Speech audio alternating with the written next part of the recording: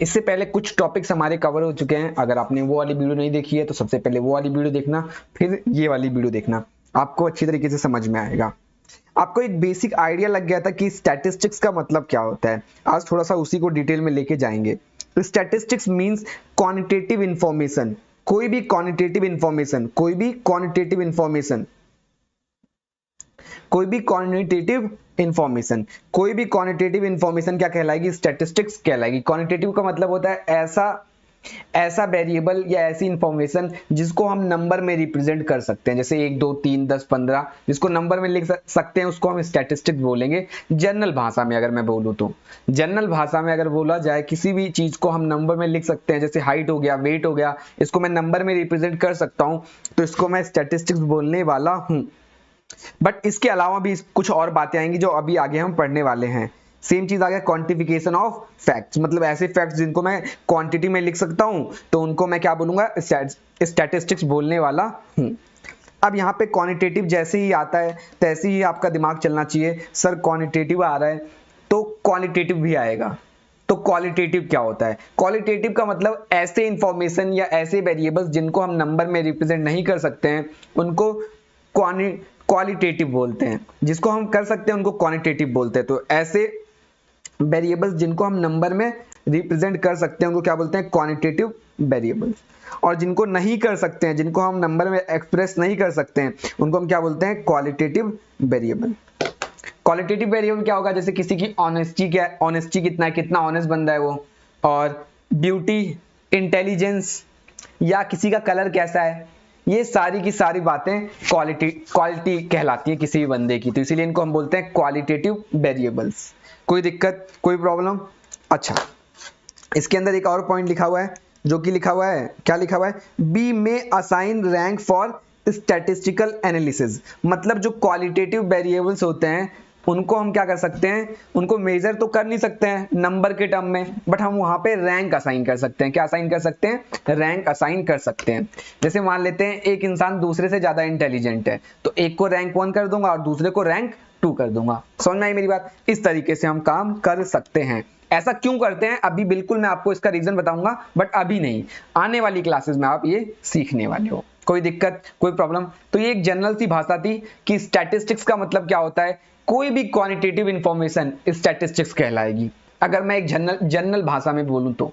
But इसमें थोड़ी सी बातें हैं जो हमें पढ़नी पड़ेगी। स्टैटिस्टिक्स को आप दो सेंस में डिफाइन कर सकते हो, एक होता है प्लूरल सेंस और एक होता है सिंगुलर सेंस। अब जरा ध्यान से सुनना एंड जरा ध्यान से समझने की कोशिश करना। बच्चे पढ़ तो लेते हैं इसको, टीचर्स भी पढ़ा देते हैं, बट उनको कंफ्यूजन बहुत ज्यादा रहती है। आज वो सारी की सारी कंफ्यूजन आपकी हट जाएगी। आज के बाद इसमें कभी भी कंफ्यूजन नहीं रहेगा। तो सबसे पहले हम बात कर रहे हैं प्लूरल सेंस के बारे में। सबसे पहले हम बात कर रहे हैं प्लूरल सेंस के बारे में, और दूसरा हम बात कर रहे हैं सिंगुलर सेंस के बारे में। अच्छा, प्लूरल का मतलब आपको समझ में आता है, बहुवचन, एंड सिंगुलर का मतलब क्या होता है? एक वचन। जैसे मैंने बोला बॉयज, तो बॉयज क्या हो जाएगा? प्लूरल हो जाएगा। एंड अगर मैं बोलूंगा बॉय, तो बॉय क्या हो जाएगा? सिंगुलर हो जाएगा। अच्छा, इसका नाम ऐसे क्यों पड़ा है, इसके पीछे भी लॉजिक होता है, वो भी मैं आपको बताऊंगा, बट उससे पहले जरा मैं आपको कुछ समझाने की कोशिश करता हूं। जरा ध्यान से मेरी बात को सुनना। प्लूरल सेंस में स्टैटिस्टिक्स का मतलब होता है न्यूमेरिकल इंफॉर्मेशन। प्लूरल सेंस में स्टैटिस्टिक्स का मतलब होता है न्यूमेरिकल इंफॉर्मेशन। कोई भी न्यूमेरिकल इंफॉर्मेशन हम कलेक्ट कर रहे हैं तो उसको क्या बोल देंगे? हम उसको बोल देंगे स्टैटिस्टिक्स। ये हमें कौन बताता है? प्लूरल सेंस बताता है। सिंगुलर सेंस में स्टैटिस्टिक्स का मतलब होता है method of dealing with information. Method of dealing with information, उस इंफॉर्मेशन के साथ आप डील कैसे कर रहे हो, उस इंफॉर्मेशन के साथ में आप डील कैसे कर रहे हो। सर कहना क्या चाहते हो? जरा ध्यान से मेरी बात को सुनना है, समझने की कोशिश करना। मैंने बोला ईयर 1951 में जो इंडिया की पॉपुलेशन थी वो कितनी थी? जरा ध्यान से सुनना। इंडिया की जो पॉपुलेशन थी वो थी, मान लेते हैं 36.1 करोड़। ये डेटा मैंने कलेक्ट करके रखा हुआ है। 1961 में कितनी थी? 43.9। 1971 में कितनी थी? 54.8। ये जो डेटा मैंने कलेक्ट करके रखा हुआ है, ये जो न्यूमेरिकल इंफॉर्मेशन है, मैं इनको क्या बोल दूंगा, मैं इनको बोल दूंगा स्टैटिस्टिक्स। किस सेंस में स्टैटिस्टिक्स बोलने वाला हूं, प्लूरल सेंस में क्या बोलने वाला हूं, स्टैटिस्टिक्स में बोलने वाला हूं। समझ में आई मेरी बात? अब जरा ध्यान से सुनना है, समझने की कोशिश करना। हम क्या करते हैं इसमें, क्या क्या काम करते हैं सिंगुलर सेंस में, कलेक्शन करते हैं, फिर डेटा को क्या करते हैं, ऑर्गेनाइज करते हैं, फिर डेटा को क्या करते हैं, प्रेजेंट करते हैं, प्रेजेंटेशन करते हैं, फिर डेटा को क्या करते हैं, डेटा का एनालिसिस करते हैं, एंड डेटा को क्या करते हैं, फिर इंटरप्रिएट करते हैं। डेटा को क्या करते हैं, इंटरप्रिएट करते हैं। ये सारी चीजें क्या होती है, मैंने अभी आपको नहीं समझाया है। ये सारी चीजें क्या होती है अभी तक मैंने आपको नहीं समझाया है, बस मैंने बोल दिया ये सारे के सारे स्टेप्स फॉलो करेंगे। बट हम यहां पे क्या करते हैं प्लूरल सेंस में, प्लूरल सेंस में सिर्फ हम कलेक्शन करते हैं, सिर्फ हम क्या करते हैं, कलेक्शन करते हैं। जैसे ये डेटा को मैंने कलेक्ट कर लिया, ये न्यूमेरिकल वैल्यूज को मैंने कलेक्ट कर लिया, इसी को मैं स्टैटिस्टिक्स बोलूंगा। बट यहां पे क्या होता है, यहां पे कलेक्शन के बाद वाले स्टेप्स भी किए जाते हैं। जैसे मान लेते हैं जो डेटा कलेक्ट किया है आपने, उसको आपको टेबल में दिखाना है या ग्राफ में दिखाना है, टेबल में दिखाना है, ग्राफ में दिखाना है, समझ आई मेरी बात, या आपको पाई चार्ट में दिखाना है। ये सारी चीजें इसके अंदर रहते हैं, इतने सारे मेथड्स रहते हैं कि किस तरीके से जो आपने इंफॉर्मेशन कलेक्ट करके रखी हुई है उसके साथ में डील करते हो। ये लिखा है method of dealing with information, कौन से मेथड से आप डील करते हो उस इंफॉर्मेशन के साथ में। या जो ये इंफॉर्मेशन देके रखी हुई है, आप इसको क्या कर सकते हो, आप इसको एवरेज में भी रिप्रेजेंट कर सकते हो। एवरेज का मतलब समझते हो, मीन। या आप इसको मोड में भी दिखा सकते हो, या आप इसको मीडियन में भी दिखा सकते हो। तो ये सारे आपके पास में मेथड्स रहते हैं, ये सारे आपके पास में मेथड्स रहते हैं। ये सारे आगे के प्रोसेस हैं, कलेक्शन के बाद वाले ये सारे के सारे प्रोसेस हैं। बट हम सिंगुलर में क्या करते हैं, सिर्फ कलेक्ट करते हैं, सॉरी प्लूरल में हम क्या करते हैं, सिर्फ कलेक्शन करते हैं। तो सर कलेक्शन तो हम प्लूरल में भी कर रहे हैं और कलेक्शन तो हम सिंगुलर में भी कर रहे हैं, तो सर दोनों में तो सेम है, बिल्कुल सही सेम है। बट जरा ध्यान से सुनना, अब यहां पे ध्यान से सुनना मेरी बात को, समझने की कोशिश करना। यहां पे भी कलेक्शन करते हैं और यहां पे भी कलेक्शन करते हैं, बट यहां पे हम कलेक्शन करते हुए कुछ बातें ध्यान में रखते हैं, कुछ बातें ध्यान में रखते हैं, कुछ बातें ध्यान में रखते हैं। और यहां पे कलेक्शन करते हुए हम क्या ध्यान में रखते हैं, मेथड ध्यान में रखते हैं। मतलब यहां पे हम ध्यान रखते हैं कैसे कलेक्ट करें, कैसे कलेक्ट करें।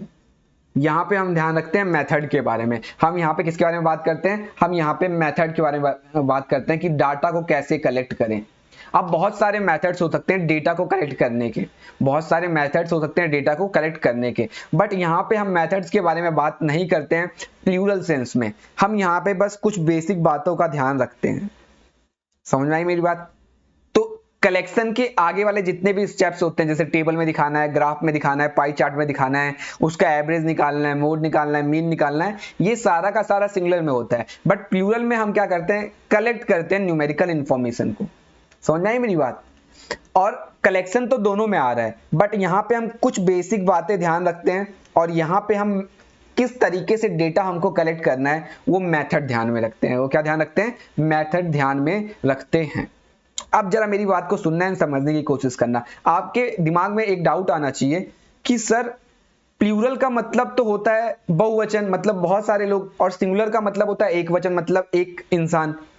तो ये जो सिंगुलर सेंस है, इसमें तो बहुत सारे स्टेप्स इन्वॉल्व हैं, इसमें तो बहुत सारे स्टेप इन्वॉल्व हैं।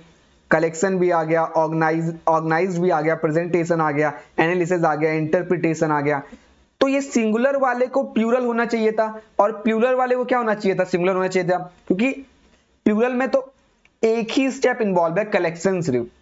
फिर ऐसा क्यों होकर रखा है बच्चे? इसके पीछे भी लॉजिक है, इसके पीछे भी रीजन है। क्या रीजन है, जरा ध्यान से सुनना मेरी बात को, समझने की कोशिश करना।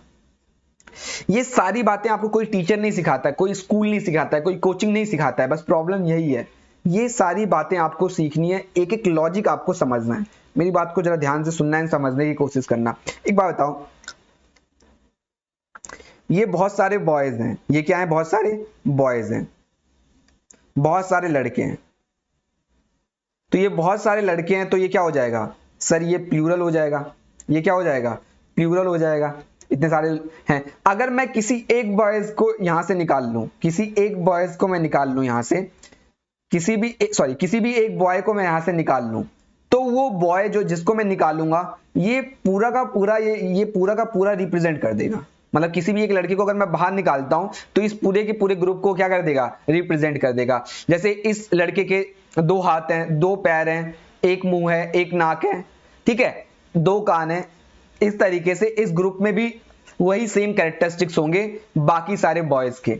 समझ में आई मेरी बात? तो ये जो बॉयज थे, इन बॉयज में से अगर मैंने एक बॉय को निकाल दिया, तो वो पूरा का पूरा रिप्रेजेंट कर देगा इस ग्रुप को। तो ये जो बॉय है, ये क्या हो जाएगा, सिंगुलर। समझ में आई मेरी बात? अब मैंने डेटा कलेक्ट किया, मान लेते हैं डेटा कैसे कलेक्ट किया मैंने डेटा ऐसे कलेक्ट किया, जरा ध्यान से सुनना। डेटा कैसे कलेक्ट किया, जैसे मान लेते हैं आईपीएल का मैच चल रहा था। किसका मैच चल रहा था, आईपीएल का मैच चल रहा था। और आईपीएल के मैच में मान लेते हैं first match, second match, third match, fourth match, fifth match. First match में कितने रन बने, मान लेते हैं 200 बने। सेकंड मैच में कितने बने, 125 बने। फिर इसमें 175 बने, फिर 200 बने, फिर 100 बने। इस तरीके से बने हैं, इस तरीके से क्या बने हैं, रन बने हैं। तो ये सिर्फ मैंने डेटा कलेक्ट किया है। ये डेटा कलेक्ट करूंगा तो क्या हो जाएगा सर, नॉर्मल सी बात है, ये सिंगुलर हो जाएगा। ये क्या हो जाएगा, सिंगुलर हो जाएगा। क्या हो जाएगा, सिंगुलर हो जाएगा। बट एक बात बताओ, अगर मैं इसका एवरेज निकाल लूं, मैं इसका क्या निकाल लूं, एवरेज निकाल लूं, तो मैं एवरेज कैसे निकालूंगा, सबको प्लस कर दूंगा। तो सबको प्लस करूंगा तो कितना हो जाएगा, 800 हो जाएगा। और 800 को मैं किससे डिवाइड कर दूंगा, 5 से, तो कितना आ जाएगा, 160। कितना आ जाएगा, 160। तो मैं ये बोल सकता हूं कि इस पिच पे जो एवरेज रन बनते हैं वो 160 बनते हैं। कितने बनते हैं, 160 बनते हैं। तो ये जो मैंने एवरेज निकाला है, वो किससे निकाला है, वो किससे निकाला है, इतने सारे डेटा थे, इतने सारे डेटा थे। तो इतने सारे जो डेटा थे उनको क्या बोल देंगे हम, इतने सारे जो डेटा थे उनको मैं क्या बोल दूंगा सर, उनको तो मैं प्लूरल बोल दूंगा। उनको क्या बोल दूंगा, प्लूरल बोल दूंगा। बट इन डेटा के बेसिस पे मैंने एक नंबर निकाल लिया, जैसे 160। अब ये 160 पूरे के पूरे जितने भी ये 5 के 5 मैचेस हैं उनको क्या कर देगा, रिप्रेजेंट कर देगा। कि इस पिच पे जो एवरेज स्कोर बनता है वो 160 बनता है। जो एवरेज स्कोर बनता है वो कितना बनता है, 160 बनता है। तो एवरेज हम किस में निकाल लेते हैं सर, एवरेज हम इसमें निकाल लेते हैं, किसमें, सिंगुलर सेंस में। तो इसीलिए इसका नाम सिंगुलर सेंस है। मतलब हमने कोई एक वैल्यू निकाल ली और वो वैल्यू पूरे के पूरे ग्रुप को क्या कर देगा, रिप्रेजेंट कर देगा। जैसे मैंने एक बॉय को निकाला था, तो वो बॉय पूरे के पूरे बॉयज को क्या कर देगा, रिप्रेजेंट कर देगा। वैसे ये लॉजिक है इसका। इसको हम सिंगुलर इसलिए बोल रहे हैं बिकॉज हम इतने सारे स्टेप्स करने के बाद एक वैल्यू निकाल लेंगे। जैसे मैंने एवरेज निकाल दिया, तो ये एवरेज रिप्रेजेंट कर देगा 5 मैचेस को। और ये जो 5 मैचेस का हमने डेटा कलेक्ट करके रखा हुआ है, तो हम इसको क्या बोल देते हैं, इसको हम बोल देते हैं प्लूरल। समझना ही? और जब उसका एवरेज निकाल लिया तो वो क्या बन गया, सिंगुलर। अब क्लियर हो रही मेरी बातें कि इसके पीछे लॉजिक क्या है, कि इसको प्लूरल क्यों बोल रहे हैं, इसको सिंगुलर क्यों बोल रहे हैं। तो ये भी लॉजिक्स होते हैं। समझना ही मेरी बात? तो रिलेट करना आपको आना चाहिए। अब मैंने आपको बोला था कि कलेक्शन में कुछ बातें ध्यान में रखना है, और यहाँ पे कैसे कलेक्ट करना है वो मेथड ध्यान में रखने वाले हैं। तो क्या क्या बातें हमें ध्यान रखना है, जरा उसको आ जाओ पढ़ लेते हैं। आगे चलते हैं, आगे चलते हैं। प्लूरल सेंस में क्या है, it means a collection of numerical facts. यहाँ पे सिर्फ क्या कलेक्ट कर रहे हैं, न्यूमेरिकल फैक्ट्स को कलेक्ट कर रहे हैं। इसको हम स्टैटिस्टिकल डेटा भी बोलते हैं। और यहाँ पे हम क्या कर रहे हैं, कलेक्शन कर रहे हैं, ऑर्गेनाइजेशन कर रहे हैं, प्रेजेंटेशन कर रहे हैं, एनालिसिस कर रहे हैं और इंटरप्रिटेशन कर रहे हैं। समझ में आई मेरी बात? इसीलिए हम इसको स्टैटिस्टिकल मेथड बोलते हैं, या इसको क्या बोलते हैं, स्टैटिस्टिकल टूल्स बोलते हैं। अभी जो समझाया मैंने आपको, अब यार ध्यान से सुनना। Any quantitative information is not statistics. कोई भी क्वांटिटेटिव इंफॉर्मेशन जिसको नंबर में रिप्रेजेंट कर सकते हैं वो स्टैटिस्टिक्स नहीं होगी। इसका कहने का मतलब क्या हो गया, मैंने लिखा राम गेट्स 5000 पर मंथ, मतलब राम को 5000 रुपए पर महीना मिलता है, तो ये हमारा स्टैटिस्टिक्स नहीं कहलाएगा, बिकॉज इससे हम कोई कंक्लूजन नहीं निकाल सकते हैं। मैंने दूसरी स्टेटमेंट लिखी, मोहन गेट 6000 पर मंथ। अब इससे मैं कंक्लूजन निकाल सकता हूं कि मोहन को राम से ज्यादा पैसे मिलते हैं और राम को मोहन से कम पैसे मिलते हैं। तो कोई सिंगल डेटा कभी भी स्टैटिस्टिक्स नहीं कहलाएगा, कोई सिंगल डेटा कभी भी स्टैटिस्टिक्स नहीं कहलाएगा। यही लिखा हुआ है, a single data does not make statistics. Statistics का मतलब होता है एग्रीगेट ऑफ फैक्ट्स। तो दो बातें पता चली, स्टैटिस्टिक्स का मतलब क्या है, न्यूमेरिकल वैल्यू, बट वो न्यूमेरिकल वैल्यू सिंगल नहीं होनी चाहिए, वो क्या होना चाहिए, एग्रीगेट ऑफ फैक्ट्स होने चाहिए। तो ये बेसिक सी बात थी। बताओ कोई दिक्कत है, कोई प्रॉब्लम है तो आप आ जाओ। एक और नीचे लाइन लिखी हुई है, ऑल स्टैटिस्टिक्स आर डेटा। जितने भी स्टैटिस्टिक्स होते हैं सारे के सारे क्या होने वाले हैं, data. But all data are not statistics, but सारे के सारे डेटा स्टैटिस्टिक्स नहीं होंगे। जैसे राम गेट्स 5000 पर मंथ, ये डेटा तो है बट ये स्टैटिस्टिक्स नहीं है। जब मैं डेटा के बारे में बात करूंगा ना, मैं जब भी स्टैटिस्टिक्स में डेटा के बारे में बात करूंगा तो आप ध्यान रखना मैं न्यूमेरिकल डेटा के बारे में बात कर रहा हूं। समझ में आई मेरी बात? बताओ कोई दिक्कत, कोई प्रॉब्लम आपको है? आई थिंक कोई भी दिक्कत, कोई भी प्रॉब्लम आपको नहीं होनी चाहिए। ठीक है, अब इसी चर्चा को हम आगे बढ़ाते हैं। कौन कौन सी बातें हमें ध्यान में रखनी है कलेक्शन के समय? तो वही बातें आ गई यहाँ पे जिसको हम बोलते हैं फीचर्स और कैरेक्टरिस्टिक्स ऑफ, थोड़ी थोड़ी वर्ड्स मिसिंग है तो इसको सही कर लेना, statistics in the plural sense, in the plural sense, in the plural sense. सबसे पहला आएगा इसके अंदर, जरा ध्यान से सुनना, ये थोड़ा सा पैटर्न बिगड़ गया है तो देख लेना आप लोग। सबसे पहला आता है statistics are collected for predetermined purpose. मतलब कोई भी नंबर आप कलेक्ट कर रहे हो, कोई भी डेटा आप कलेक्ट कर रहे हो तो उसके पीछे कोई ना कोई पर्पस होता है, कोई ना कोई ऑब्जेक्टिव होता है। जब तक ऑब्जेक्टिव नहीं होगा तब तक आप डेटा कलेक्ट ही नहीं करोगे। जैसे हमारे एग्जाम्पल में हमने डेटा क्यों कलेक्ट किया, क्योंकि हम जानना चाहते थे कि इंडिया की पॉपुलेशन कितनी है या कितनी ग्रोथ हो रही है, तो इसलिए हमने डेटा को कलेक्ट किया था। तो डेटा को कलेक्ट करने से पहले आपका कोई ना कोई ऑब्जेक्टिव होना जरूरी है। अगर ऑब्जेक्टिव ही नहीं है तो डेटा किसके रिगार्डिंग कलेक्ट करोगे? समझना है मेरी बात? जो ऑब्जेक्टिव रहेगा, जो ऑब्जेक्टिव है उसी के हिसाब से तो डेटा कलेक्ट करोगे ना। बस ये सिंपल सा था, इसमें कुछ भी नहीं है। The purpose of collecting statistical data must be decided in advance, otherwise data will not useful. मतलब आपको एडवांस में डिसाइड करना है कि किसके रिगार्डिंग आपको डेटा कलेक्ट करना है, उसके बाद फिर जाके आपको डेटा कलेक्ट करना है। तो सबसे पहले आपका पर्पस होता है, वो पर्पस प्री डिटरमाइन होना चाहिए। उसके बाद आप क्या करोगे, उसके बाद डेटा कलेक्ट करोगे। जो डेटा कलेक्ट कर रहे हो अगर वो न्यूमेरिकली एक्सप्रेस्ड है, उसको नंबर में एक्सप्रेस कर सकते हैं तो वो हमारा स्टैटिस्टिक्स होगा, अदरवाइज स्टैटिस्टिक्स नहीं होने वाला है। आई थिंक समझ में आई होगी मेरी बात आपको। All statistics are numerically expressed और अब देखो जरा यहां से थोड़ा सा मिस हो जाता है, एक दो वर्ड गायब हो जाते हैं। क्वांटिटेटिवली एक्सप्रेस्ड मतलब जिसको हमने नंबर में रिप्रेजेंट करके रखा हुआ है, ये जो नंबर में रिप्रेजेंट हो सकता है सिर्फ उसी को हम क्या बोलेंगे, स्टैटिस्टिक्स बोलने वाले हैं। क्वालिटेटिव एस्पेक्ट्स जैसे स्मॉल, बिग, रिच और पुअर, ये सारा का सारा स्टैटिस्टिक्स नहीं कहलाएगा।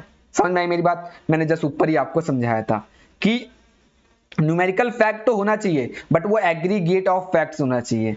मतलब कोई एक सिंगल डेटा नहीं होना चाहिए। अगर कोई सिंगल या आइसोलेटेड फिगर है, आइसोलेटेड का मतलब अकेला, तो वो स्टैटिस्टिक्स नहीं कहलाएगा, वो स्टैटिस्टिक्स नहीं कहलाएगा। अब जरा ध्यान से सुनना है, ध्यान से समझने की कोशिश करना। यहाँ पे बुक वाला गलत बताता है या बुक वाला सही से एक्सप्लेन नहीं कर पाता है। बहुत सारी बुक्स में प्रॉब्लम रहती है, तो जो बुक्स में प्रॉब्लम है उसको हमने अपने लेक्चर में सही करके रखा हुआ है। देखो कैसे सही करके रखा हुआ है। मैंने बोला साइंस में 150 स्टूडेंट्स हैं, कॉमर्स में 200 स्टूडेंट्स हैं, जिनके मार्क्स बता के रखे हुए हैं। कितने मार्क्स हैं? इनके 1350 मार्क्स आए, इनके 1750 मार्क्स आए हुए हैं। कोई दिक्कत, कोई प्रॉब्लम? अब जरा ध्यान से सुनना। तो ये एग्रीगेट ऑफ फैक्ट्स है क्योंकि कितने स्टूडेंट्स हैं, 150 स्टूडेंट्स हैं, उनके मार्क्स आपको बता के रखे हुए हैं। अगर मैं आपसे बोलूं किसने अच्छा परफॉर्म किया है, साइंस वाले ने, कॉमर्स वाले ने, तो आप बता पाओगे क्या? नॉर्मल सी बात है, नहीं बता पाओगे। उसके लिए आपको क्या करना पड़ेगा, उसके लिए आपको स्टैटिस्टिकल मेथड अप्लाई करना पड़ेगा। जैसे या तो एवरेज निकाल लो, या परसेंटेज निकाल लो, या रेशियो निकाल लो। जैसे मैंने एवरेज निकाल दिया, 1350 डिवाइडेड बाय 150, 150 स्टूडेंट्स है, उससे मैंने डिवाइड कर दिया। एवरेज निकालना आपको पहले ही आता है, तो कितना आ गया 9। और यहाँ पे कॉमर्स वाले का कितना आ गया 8.75। तो किसने अच्छा परफॉर्म किया है सर, साइंस वाले ने अच्छा परफॉर्म किया है। समझ में आई मेरी बात। तो जब मैं एग्रीगेट ऑफ फैक्ट्स के बारे में बात करता हूं तो ये हमारा क्या हो जाएगा, ये हमारा प्लूरल सेंस में बात कर रहा हूं। जब उसी एग्रीगेट ऑफ फैक्ट्स को मैं कंपैरिजन के लायक बना दूंगा, समझ में आई, स्टैटिस्टिकल मेथड लगा के, जैसे एवरेज, परसेंटेज या रेशियो लगा के मैं उसको कंपैरिजन के लायक बना दूंगा, तो वो मेरा क्या हो जाएगा, अब वो मेरा सिंगुलर सेंस हो जाएगा। एग्रीगेट ऑफ फैक्ट्स का मतलब टोटल ऑफ फैक्ट्स। समझ में आई मेरी बात। जब मैंने वहां पे स्टैटिस्टिकल मेथड लगा दिया, देखो मेथड है ना, एवरेज है, परसेंटेज है, रेशियो है, मैं कुछ भी लगा सकता हूं, तो इससे डेटा कंपैरिजन के लायक हो जाएगा। किसके लायक हो जाएगा, कंपैरिजन के लायक हो जाएगा। जो मैंने इंग्लिश में लिखा है उसको पेपर में लिख के आना है, जो मैंने बॉक्स में लिखा है वो समझने के लिए है, तो ध्यान रखना। 3 पॉइंट्स हो गए। 4th point, collected in systematic manner. एक सिस्टमैटिक मैनर में आपको डेटा कलेक्ट करना है, तो ये बहुत बेसिक सी बात है। अगर सिस्टमैटिक मैनर में नहीं कलेक्ट करोगे तो फिर आपको प्रॉब्लम होने वाली है। सिस्टमैटिक मैनर बहुत वाइडर कॉन्सेप्ट है। सिस्टमैटिक मैनर में बहुत सारी चीजें आ सकती हैं। जैसे एक सिस्टमैटिक मैनर में आपके स्कूल का एग्जांपल देता हूं। अपने स्कूल में आपने प्रेयर में देखा होगा, सबसे छोटा बच्चा आगे लगता है, फिर उससे बड़ा बच्चा, फिर उससे बड़ा बच्चा, फिर उससे बड़ा बच्चा। इस तरीके से सिस्टमैटिक मैनर इसको हम बोल सकते हैं। समझ में आई मेरी बात। तो जो हमारा असेंडिंग या डिसेंडिंग ऑर्डर होता है, असेंडिंग का मतलब छोटे से बड़ा और डिसेंडिंग का मतलब बड़े से छोटा, उसको मैं सिस्टमैटिक मैनर बोल सकता हूं। या सिस्टमैटिक मैनर ये भी हो सकता है, क्या हो सकता है जरा ध्यान से सुनना। एक बात बताओ, अगर मेरे को पहली से लेके, फर्स्ट क्लास से लेके 8वीं क्लास तक का डेटा कलेक्ट करना है कि बच्चों के मैथ्स में कितने मार्क्स आए हैं, तो मैं पहले से ही कॉपी पेन लेके प्लान बना के जाऊंगा। मतलब कॉपी पेन में मैं पहले लिख लूंगा सीरियल नंबर, क्लास, मैथ्स, जो मार्क्स आए होंगे वहां पे मैं ये भी लिख सकता हूं, मेल, फीमेल। इस तरीके से मैं कुछ अपना परफॉर्मा बना के जाऊंगा, जिससे मेरे को डेटा कलेक्ट करने में क्या होगी, आसानी होगी। डेटा कलेक्ट करने में मेरे को क्या होने वाली है, आसानी होने वाली है। बस यही लिखा हुआ है। Before collecting data a suitable plan for their collection should be prepared. मतलब एक प्लान पहले से आपको प्रिपेयर करके रखना है। बिकॉज आप प्लान नहीं प्रिपेयर करोगे तो जाके उल्टा सीधा डेटा कलेक्ट करके लेके आओगे। फिर समझ में आई मेरी बात, तो ध्यान रखना। तो ये एक सिस्टमैटिक मैनर हो गया। जैसे सीरियल नंबर लिख दिया, क्लास लिख दिया, मैथ्स लिख दिया और मेल फीमेल लिख दिया। फिर बच्चों का रोल नंबर भी लिख सकता हूं मैं, उनका नाम भी लिख सकता हूं। ये एक सिस्टमैटिक मैनर हो गया। समझ में आई मेरी बात। आगे नेक्स्ट है हमारा म्यूचुअली रिलेटेड एंड कंपेरेबल। जो भी डेटा हम कलेक्ट करेंगे वो म्यूचुअली रिलेटेड होने चाहिए, क्योंकि अगर म्यूचुअली रिलेटेड नहीं होंगे तो हम उनको कंपेयर नहीं कर पाएंगे। जैसे मान लेते हैं मैं बोलता हूं 1 लीटर पानी और 1 केजी बीट, दोनों को कंपेयर कर सकते हैं क्या? नहीं, दोनों सेम यूनिट में नहीं है तो कंपेयर नहीं कर सकते हैं। तो जो भी डेटा है वो म्यूचुअली रिलेटेड होने चाहिए। तो data should be mutually related and may be compare to each other. उसको तभी हम क्या कर सकते हैं, कंपेयर कर सकते हैं। जैसे Ram is 38 years old, Mohan is 5 feet tall, तो कंपेयर ही नहीं कर सकते हैं। सोहन 60 kg ऑफ वेट, तो ये सारे के सारे डेटा को हम कंपेयर नहीं कर सकते हैं, और कंपेयर नहीं कर सकते हैं तो ये स्टैटिस्टिक्स नहीं कहलाएगा। आई थिंक कोई प्रॉब्लम यहां तक आपको नहीं होनी चाहिए। 6 पॉइंट, अब 6 पॉइंट जरा ध्यान से सुनना। ये बच्चों को ना, मैं बता रहा हूं आपको, 99.99% बच्चों को पता ही नहीं रहता। ये और बताओ, पता ही नहीं है, कुछ अता पता ही नहीं है, बस पढ़ लिया, बस बात खत्म हो गई। मैं ये नहीं बोल रहा कि इसका मतलब नहीं पता रहता है, इसको रिलेट नहीं कर पाते हैं बच्चे लोग, तो इसको इंपॉर्टेंट मार्क टिक करो। इसको रिलेट नहीं कर पाते हैं। अब रिलेट करने का मतलब क्या हुआ, जरा ध्यान से सुनना। Affected by multiplicity of causes, affected by multiplicity of causes. तो कोई भी डेटा होता है वो वैरायटी ऑफ फैक्टर से क्या होता है, इन्फ्लुएंस होता है, प्रभावित होता है। जैसे मैंने आपको बताया था पॉपुलेशन, तो इंडिया की पॉपुलेशन मान लेते हैं 36.1 करोड़ थी, तो उसके पीछे बहुत सारे रीजंस हो सकते हैं कि इंडिया में हॉस्पिटल की फैसिलिटी अच्छी है, समझ में आई मेरी बात, या और भी बहुत सारे रीजंस हो सकते हैं कि इंडिया में जो चाइल्ड पॉलिसी है, ऐसी कोई चाइल्ड पॉलिसी नहीं बना के रखी हुई है, कितने बच्चे पैदा कर सकते हैं, तो ऐसे बहुत सारे रीजंस हो सकते हैं। समझ में आई मेरी बात? अब जरा ध्यान से सुनना। Data are influenced by the variety of factors and it is very difficult to study separately effect of each of these factors। तो separately हम उसको study नहीं कर सकते हैं। जैसे 30% rise in price, उसके पीछे बहुत सारे रीजन हो सकते हैं। जैसे पहला रीजन हो सकता है रिडक्शन इन सप्लाई, सप्लाई ही नहीं हुई तो प्राइस बढ़ जाएगा। डिमांड ज्यादा है तब भी प्राइस बढ़ जाएगा। या वेजेस ज्यादा है तो वेजेस ज्यादा होगा तो कॉस्ट ज्यादा हो जाएगा, कॉस्ट ज्यादा हुआ तो प्राइस अपने आप ही क्या हो जाएगा, बढ़ जाएगा। या टैक्स बढ़ा दिया गवर्नमेंट ने तो टैक्स बढ़ाएगा तो कॉस्ट बढ़ जाएगा, कॉस्ट बढ़ जाएगा तो प्राइस बढ़ जाएगा। तो ये बहुत सारे रीजन हो सकते हैं। सर अब इन रीजन का हमारे सिंगुलर सेंस से क्या लेना देना है? आप सभी बच्चों को एक बात पता होना चाहिए कि जब आप टेबल्स पढ़ते थे ना अपने 10th क्लास में, तो टेबल में जैसे रिप्रेजेंट करता है, टेबल किसी भी चीज को रिप्रेजेंट कर देता है। टेबल जैसे बच्चों के मार्क्स कितने आए वो रिप्रेजेंट कर रहा है। बट कभी आपने देखा है कि वहां पे रीजन भी लिखा हो? कभी आपने देखा है टेबल हो, ग्राफ हो, कभी आपने वहां पे देखा है कि वहां पे रीजन भी लिखा हो? कभी आपने देखा है कि वहां पे रीजन भी आप लिखा हो? कभी ऐसा होता है? सॉरी 2 मिनट देना मेरे को। कभी ऐसा आपने देखा है कि वहां पे रीजन भी लिखा हो? ऐसा नहीं होता है। आपने ऐसा नहीं देखा होगा कि वहां पे रीजन भी लिखा होता है कि इस बच्चे के इतने मार्क्स आए तो उसके पीछे ये रीजन था। तो बहुत सारे रीजन हो सकते हैं। पता लगा उस बच्चे के कम मार्क्स आए तो उसकी तबीयत खराब हो गई थी, या एक बच्चे के ज्यादा मार्क्स आए उसने चीटिंग करके रखा हुआ था। तो कभी देखा है रीजन लिखा हुआ? ऐसा कभी होता ही नहीं है। टेबल में रिप्रेजेंट कर रहे हैं, ग्राफ में रिप्रेजेंट कर रहे हैं तो रीजन नहीं लिखा होता है, क्योंकि रीजन लिखेंगे तो वो डेटा बहुत लेंदी हो जाएगा। तो ये affect by multiplicity of causes को इस तरीके से आपको रिलेट करना है। समझ में आई मेरी बात? कि स्टैटिस्टिक्स में हम रीजन नहीं दिखाते हैं, रीजन शो नहीं करते हैं। क्लियर हो गई मेरी बात? आगे चलो। 7 नंबर इन्यूमरेटेड और एस्टिमेटेड। अब ये ध्यान से सुनना एंड ये ध्यान से समझने की कोशिश करना। इन्यूमरेटेड का मतलब होता है गिनना। इन्यूमरेटेड का मतलब क्या होता है? गिनना। और एस्टिमेटेड का मतलब होता है अनुमान लगाना। क्या लगाना? अनुमान लगाना। जब एक एक करके हम गिनते हैं तो क्या हो जाता है, वो हमारा इन्यूमरेटेड हो जाता है। और जब हम गिन नहीं सकते उसको एस्टिमेट कर देते हैं तो हमारा क्या हो जाता है? अनुमान हो जाता है। जैसे मान लेते हैं कि किसी क्लास में 50 स्टूडेंट्स थे, तो मैं जाऊंगा 50 स्टूडेंट से उनके मार्क्स कलेक्ट कर लूंगा, कोई दिक्कत वाली बात है नहीं। ठीक है। अब प्रधानमंत्री क्या कर रहे थे?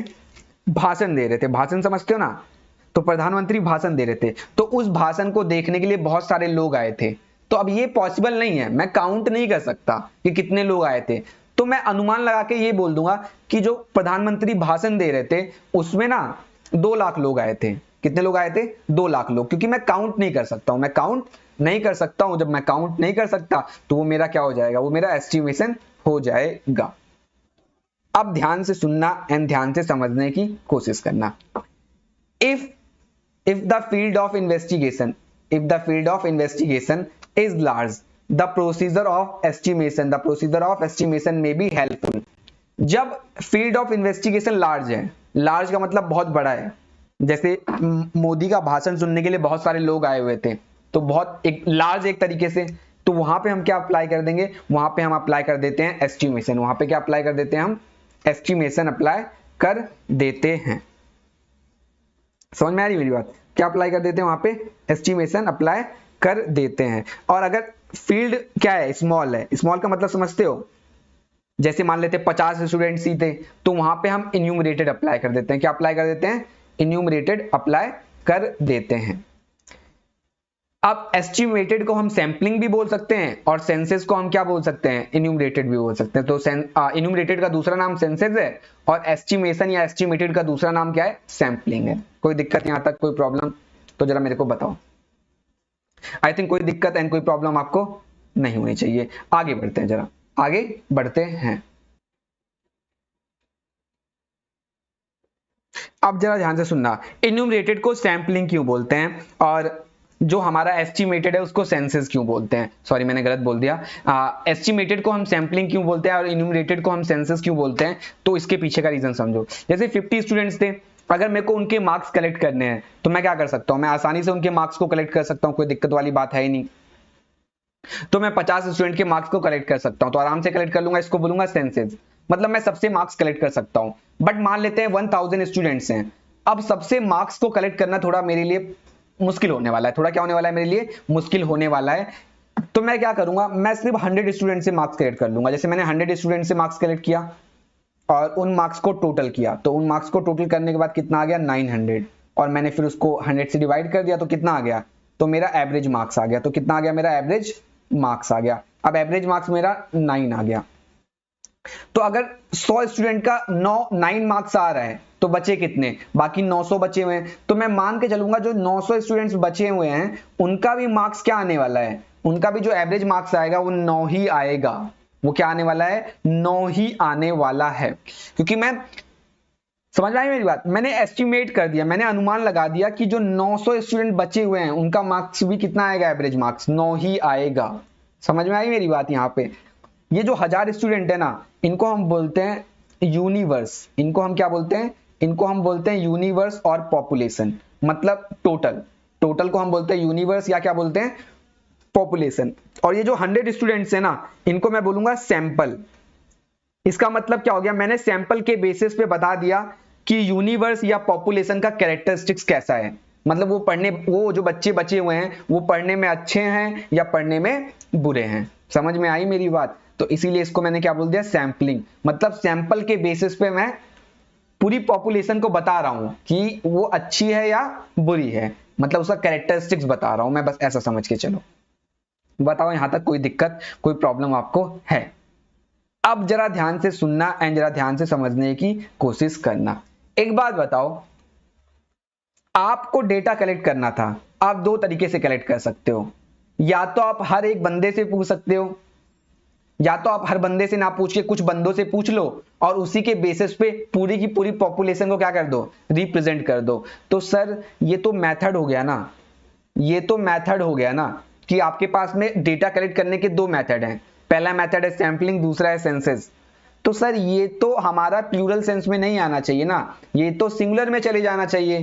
क्योंकि हम मेथड के बारे में कहां पे बात करेंगे, प्लूरल में, और मेथड के बारे में हम बात कहां पे करेंगे, सिंगुलर में।